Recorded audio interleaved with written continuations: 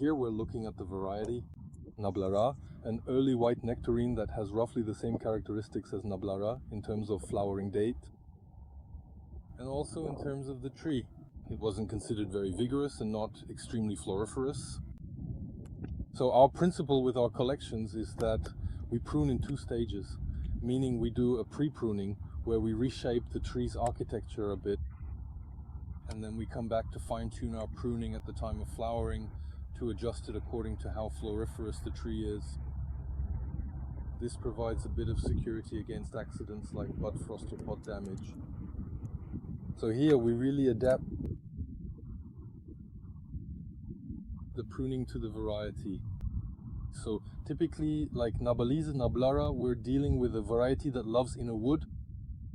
So 2-year-old wood means the wood from this year plus its extension from last year. So here with a classic variety from this period, which is rather early maturing, we'll generally choose mixed pruning types like this.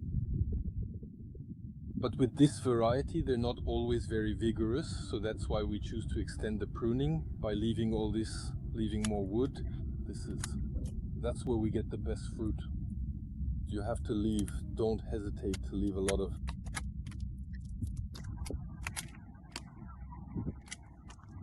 Same here, a 2-year-old extension that I'm shortening so it doesn't encroach on the neighbor. On the other hand, here we'll easily leave, well, here we have a typical shoot from this year, but it's not vigorous at all. So we'll keep this kind of cluster on which there will be fruit. Certainly of good size, because this variety has the potential to produce large fruit. That's basically how this variety works. And when you know the method, it's a variety that's pretty consistent.